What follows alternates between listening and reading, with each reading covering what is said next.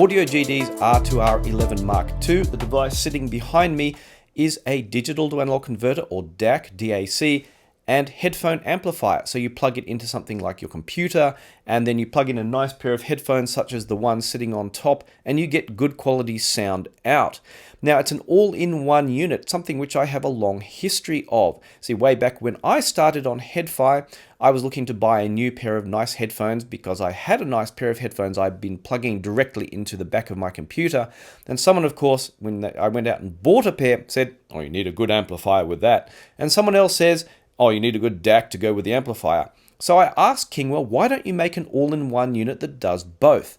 Now, you could get headphone amplifiers with kind of a basic bitstream DAC, or you could get a DAC with, say, maybe a basic headphone amplifier in there, but nothing that did all-in-one. So Kingwa designed a device along those lines, and it was much the same kind of thing that's in here, although now we're kind of 13 years ahead of where we were before. Things are a lot different. That device back then, called the Compass, was around $350, which would be about $470, $480 in today's money.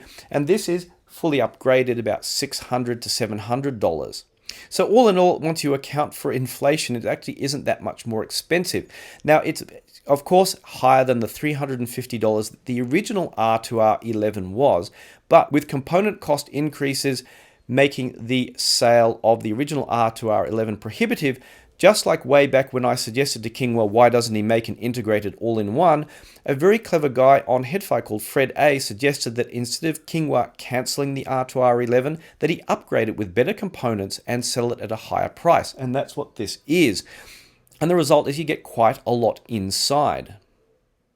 Now, in terms of functionality, while you don't get as fancy a case or fancy electronics as you do see on many digital to analog converters these days, you do get quite a bit of functionality all the same. Now, it won't show you, of course, what the sample rate of the music is you have, but you do get things such as a stepped relay attenuator, which you can probably hear the clicking going on there, with 99 steps. Now, this has a stepped relay attenuator, this GSX Mini, but it only has 24 steps. Now, this is controlled by a circuit in the front, but you also get two gain levels. So for example, you get low gain and high gain, which works on both the front output and the rear output as required. The gain level actually changes how fast the volume ramps up. If you're in high gain mode, it ramps up a lot faster than in low gain mode. So the other thing you get, of course, is a preamp or DAC mode. Now, depending on the settings of this, if you're in DAC mode, which we are now, it'll output like a normal digital to analog converter from the rear outputs. However, what we can do if I press this button a second time is we can switch off DAC mode and go into preamp mode. And that means you can control the output volume from the rear outputs here, if you say plugged into a set of active speakers or not. Because you're using stepped relay attenuators in there, you'll get high quality volume output whether you bypass them or not, but you still may choose to. One of the other options you get in here, which if you press the button a second time, is to have the display switch off automatically after a few seconds. Now, while these blue LED displays look okay during the daytime, at night they are very bright, and so having that switch off can be very convenient and something that has been long requested from many people have been requesting. So after a few seconds it just switches to a tiny blue light to indicate that power is on, and once you adjust the volume control, it'll switch on again for a few seconds and then switch off again afterwards. Lastly, if we go in here again after the display, you can also set whether or not it remembers the volume level when you switch the unit off. So for example, if you switch it off and switch it on again, you may want it to remember the last volume level you had, especially if you're using the same headphones or speaker setup or whatever. But in many cases, people who, for example, if they're switching between full-sized headphones of very varying sensitivity or in-ear monitors, you may want that to switch to 0. So when you power on at the beginning of the day, you don't suddenly get a huge volume which could damage either your hearing or whatever you're plugged into. So of that, in terms of settings, let's take a look actually inside, because there's a lot going on in there, not just this stepped relay attenuator, which is quite interesting. So inside the R2R-11 Mark II, it seems like there's a heck of a lot going on, and it probably is this way for a number of reasons. Though it does look complex, as actually can be broken down into different parts. And probably it looks complex because you're getting a lot more stuff stuck in there as part of the upgrade from the original R2R-11, and let's get into it. This big thing here, of course, is the transformer. Now, this takes the voltage from your wall socket, and of course it's set to 115 volts, and outputs it to something more usable by these circuits. In this case, we've got about 4.8 volts up to about 18 volts, and you can see all the outputs coming there, and they go into the different circuits as required. Actually, the first thing they go into are power supplies, and a lot of what's in here is power supply. And this is what you get on the higher end gear, is better power supplies. And you can see, like the high end audio GD gear tends to be about 80% power supply and about 10 to 20%, actually analog audio circuit. And in this case, you've got almost something close to half power supplies. So this is these are power supplies for the headphone amp part. There's one for the controller board. There are other little ones in here for the digital circuits of the various kinds, and the analog output apparently of the digital to analog converters. So I think you said something like there's 8 to 9 in there. If you count one channel as one, that's probably how it works out. But why do you have multiple power supplies? Why not just have one and then feed off, through resistors, different voltages and whatever to everything? And the reason is simply, for example, the headphone amp part is going to draw a lot more voltage and current than something like the digital to analog converters or the USB. And if you have something like, one power supply that has to feed everything, what will happen is, as, the headphone amp requires more power, it'll, be putting a lot of strain on the power supply. And it's very likely that the smaller voltages and currents required by the digital components will not be delivered kind of evenly or consistently. And if you get kind of inconsistent voltage output to digital components, you'll get a drop off on sound quality very readily. That's why, for example, the front panel, of course, requires a separate power supply, and the digital components have their own dedicated power supplies that can give a consistent power output, different consistent voltage, consistent current to the digital components separate from the analog ones. And the result is simply better sound quality. So that's one of the major upgrades you do get in the Mark II. And basically in audio GD gear, the big focus is on power supply, and that's why their high-end ones have even regenerative power supplies. Now, back to actually where the sound is produced, we have your USB input. Now, we also have SPDIF input. But the USB input, you can see, is quite sophisticated. It's not just an off-the-shelf, board from whoever, but actually one programmed by Kingwa. It has a little CPLD on there, and it is designed with a USB isolator, which is actually on the board underneath, and that isolates the R2R-11 Mark II from noise from your computer if you do use it that way. Nowadays, the quality of such boards is getting so good, it can actually be better in some cases than, say, something like the SPDIF input, although I haven't got any gear to test that. On some of the higher end audio GD gear, the SPDIF input does use a CPLD and it is custom programmed, but it just uses a regular Wilson WM8804 chip, which is kind of good enough for this kind of level anyway. Most people will probably use the USB, and that's where you get the biggest benefit and one of the big upgrades over the original R2R-11.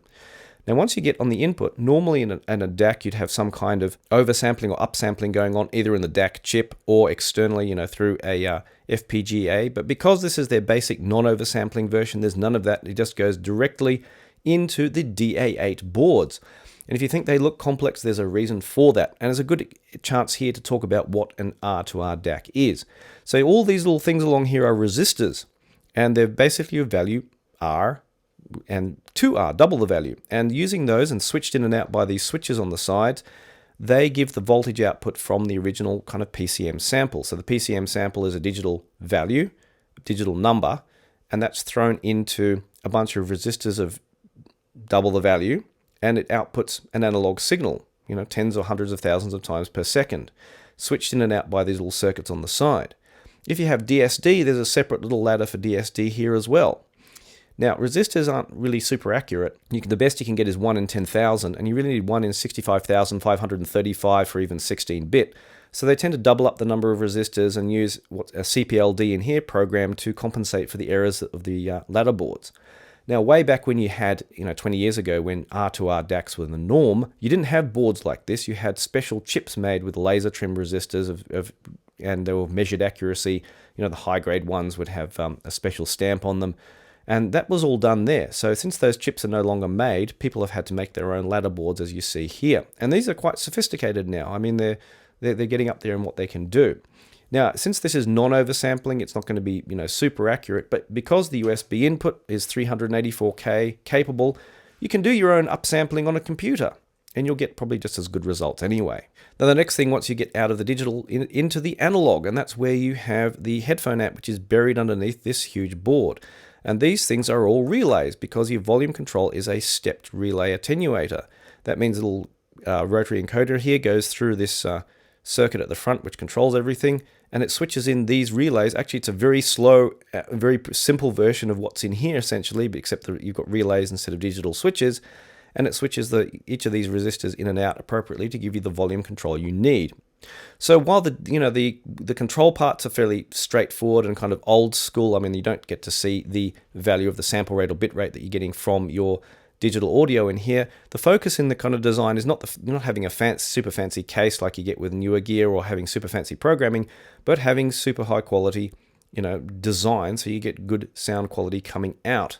So speaking of that, let's go there next and talk about how this actually all ends up performing. Now, being a DAC and amp, there are two aspects to the sound of the R2R-11 M2. And the first, of course, is that how well it performs as an integrated unit, which I think most people will be using it as. Also, I did try it as just a digital to analog converter by itself and compared it to a few other devices. So this led to a few different kind of combinations or permutations of systems that I could set up, and some with actually the suggestion of my patrons. Now, just so you know, if you do want my buying advice or do want to have some questions afterwards, do consider helping me out in becoming a patron, and I'll happily answer your questions in exchange for your support. And that works well for not just myself, but yourself, as you get advice that could save you a lot of money, as well as saving you from disappointment from things maybe you shouldn't buy, and finding the right thing that you should buy. But anyhow, let's get on with the impressions. So what was really noticeable was when I compared it directly and volume matched to the original R2R-11. Now, that device, I think, just like things like the Schiit Audio multi-bit and Magni combination, which I've reviewed before, and the original R2R-11, they kind of sound soft and pleasing to listen with, but you kind of know, I mean, especially me with all the high-end gear I have here, that, it kind of sounds a little bit kind of blurry and stuff is missing. And it's good for relaxing listening, but, and the amplification is kind of, the bass is a bit weak and that kind of thing as well. Now, going to the R2R-11 M2, the jump up was very noticeable. I mean, it's not like, oh, this is a bit better or something like that. Listening to a song finishes, unplug the headphones, replug into the Mark II, and it was very noticeable, the increase in sound quality.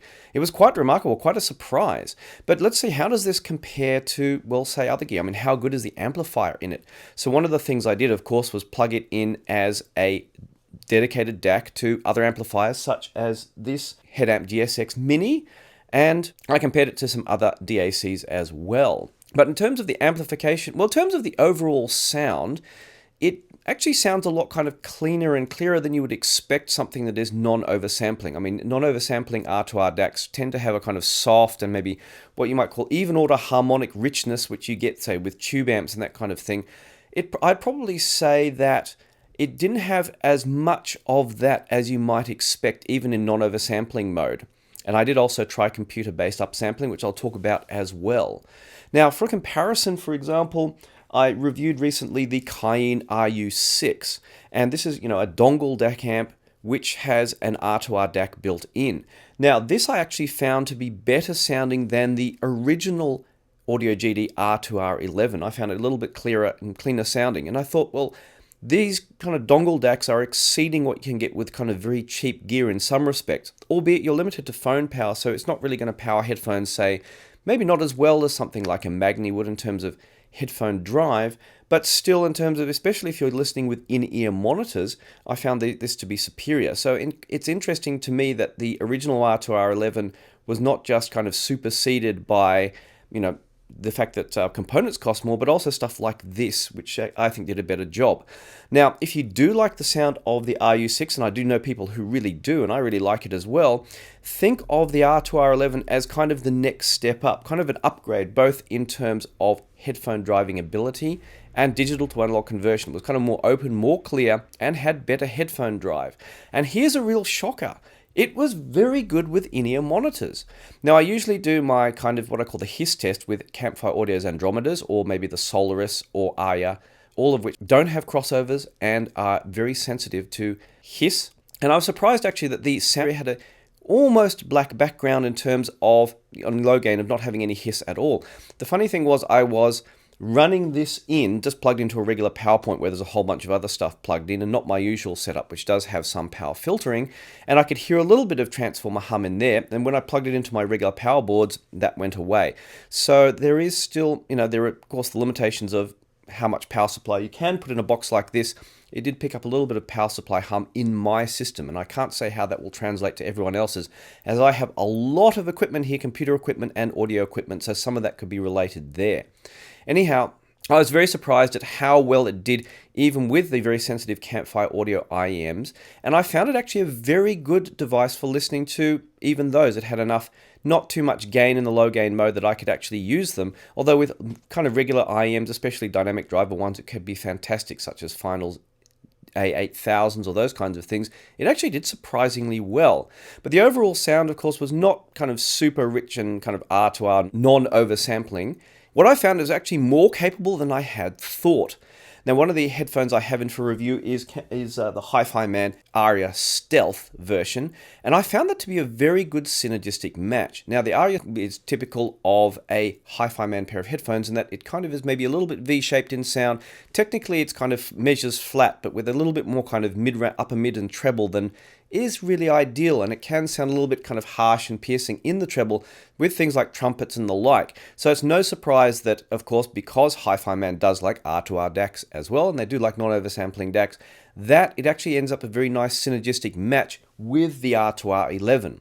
Now, actually, the Arya Stealth is not got as much bass as some headphones, but they do get some kind of bass bloom, and if you do have stuff like Thievery Corporation, some of which I have been listening with recently, you do get plenty of bass in there. Although you don't get big thumping bass, you do get a very comfortable and pleasant amount. And you got that through the R2R-11 quite well. Now I thought, well, someone asked me about upgrading from their Schiit Audio Asgard, and they kind of preferred, they don't like the kind of super sharp and clear sound that you get with a lot of, say, modern Chinese gear these days. So actually it's a good timing for them, because I suggested maybe the R2R-11 would work well, because they actually are thinking of buying a pair of Aryas, and they want something that will match well. So I got out the good old Schiit Audio Asgard, plugged it in, and did a level match comparison, which was easy to do because I could use both the volume control on the Asgard and all the preamp mode that's built into the R2R-11. And in that, actually, I found that the Asgard had a slightly fuller bass compared to the Audio GD. And I found this typical of Schiit Audio products in general. They tend to sound maybe just a touch warmer, a touch more full, a touch more old school in that way. Whereas Audio GD tends to tune their stuff in general to be very kind of dead flat and neutral. So there wasn't as maybe a thick or heavier bass out of the Audio GD, and that does make it sound like it has a weaker bass, but the bass quality was still very good. Now, I didn't try this at high volumes to see what the limits of the amps were. I mean, the output of both of the amps is, we're talking something like 3 watts at least for both of them. So there's more than enough power in reserve in there to run these headphones. So I don't think it was going to be so much of that. It's more to do with the individual manufacturer's tuning. Now on the DAC side, that's where things got even more interesting. When I plugged it into, say, the Headamp GSX Mini behind me, there was distinctly a jump up in sound quality. So it drove headphones such as these Aryas, or maybe the Focal LX, or even those Meze Lyrics, even better than it did out of the built-in headphone amp. The sound was kind of more clear, a little bit more full, there's more depth, maybe a bit more depth and width to the sound. Everything's spread out better. Basically what you get from better amplification. And that was very interesting, because I thought, how far can I take this? How good really is it? Now, unfortunately, I have the Schiit Audio Bifrost out on loan, and you can check the information, check what happened about that on the community page on my YouTube site, or other people already know. But what I did is I decided to compare it to a fairly similar DAC at that kind of price range, and that's the Topping D90. Now, this is the original AKM 4499 based model, and I had it in DAC mode, which it works most optimally. Now, I had both of them plugged into my Roon server, which is an old Mac Mini from 2012, and surprisingly, running both into the GSX Mini from the single-ended from the R2R-11 Mark II and balanced from the Topping, I could just about not make out the difference between them. It was very, very hard to pick a difference, especially since they were level matched. And of course, again, the nice thing having the relay controlled volume that's in here is that you can get precise level matching without any kind of loss of sound quality that you do get from typical volume controls. And then in match to 0.1 dB, I could not really tell them apart. And I was switching backwards and forwards, which I can do so instantly, or I can listen to a whole track on one and a whole track on the other, and I couldn't really tell a difference. Now, I did get out the good old DCA Stealth headphones, which are the most resolving headphones I believe I have here, and then I could maybe hear a very slight and subtle difference between both DACs. But it was so subtle that I'm not going to spend hours and hours trying to pick them apart. So the fact that this can be as good a DAC, at least into my ears, as that topping, and have a headphone amp built in, I think is pretty remarkable for under $700. Now, probably if you measured both of them, you probably find very vast differences, as I was running the R2R-11 Mark II in non-oversampling mode. So it should measure way, way, way worse than the topping, which will have some kind of oversampling switched on. But that just goes to show how much difference there actually has to be between components, at least if you're looking at graphs, before you actually start to notice a difference between things. So I can say I'm going to recommend that if you are looking to buy a kind of non-oversampling DAC, or a DAC that doesn't sounds a little bit more kind of what I would say musical, and you're maybe not necessarily going to use the headphone amp, I'd still say that the R2R-11 could be really good value. Whereas normally I'd say you'd go for something like the R1, which is the fully balanced ACSS, the full kit with digital filters, the full lot, but that's kind of up at the $900 mark if you want an R2R DAC. There are others available from other manufacturers, but which I unfortunately haven't had a chance to compare. The closest, of course, being the Bifrost, which is the only other dedicated DAC around that uses an R2R architecture, and I really like the sound from. That leaves one other thing, is what happens if you use computer-based upsampling to it. Now, of course, the R2R-11 Mark II does not have any kind of digital filtering, so technically it should improve if you use some kind of high-quality upsampling. So in that, I got a good old HQ player, which again is about a $300 product, so it's kind of half the price of the R2R-11, but it gave me a chance to play around with digital filters and see what kind of difference I notice. Now, in the written review, I'll write out some details to that, as it's kind of a little bit off topic for something, a high-end piece of software with a kind of mid-range DAC, or DAC amp, I should say. But it did improve the kind of clarity very slightly. But sometimes HQ Player can be really odd in that you can play around with so many different combinations of digital filter settings that you can end up with a sound that sounds, oh, this sounds better, and then after a while some instrument sounds not quite right, or the soundstage sounds a little bit odd with a particular filter, and then you end up fiddling more and more and more, and you go really far down the rabbit hole in playing around with digital filters. But you do get a little bit more clarity, but surprisingly not a dramatic amount using oversampling or upsampling with the R2R-11 Mark II. It's different compared to, say, the R27 or the R27HE, which I have in here, whereas the difference between non-oversampling and full 8 times oversampling, even with the inbuilt digital filters, is very, very noticeable, whereas the soundstage usually sounds more narrow and collapsed with non-oversampling because you lose some technical accuracy there. So it was really amazing how good the non-oversampling setup is in the R2R-11 Mark II. Now, of course, you probably are curious, well, how is it actually compared to something like an R27HE? And the answer is, well, the R27HE, everything's more clear, open, deep, just everything's bigger in sound. If you directly compare them, like A/B between them does make the R2R-11 Mark II sound more kind of, I don't want to say congested, because it never felt that way. It does seem like everything is more intimate, whereas the R27HE kind of sounds a little bit less intimate and a bit more kind of take a step back and try and stay out of the way of the music. Now, sometimes I have found that non-oversampling DACs and R2R DACs in that type can sound a little bit maybe a little bit rolled off in the treble and that kind of thing, like the Cayenne RU6 does have a little bit of that characteristic, and sometimes you feel like you do want a little bit more sharpness or precision in the treble, and I did notice that a little bit with the R2R-11 Mark II. I didn't notice it so much if you have bright headphones like the Arya Stealth. With warmer sounding headphones, it could sound maybe just a touch rolled off for preference, but it was only a very tiny bit.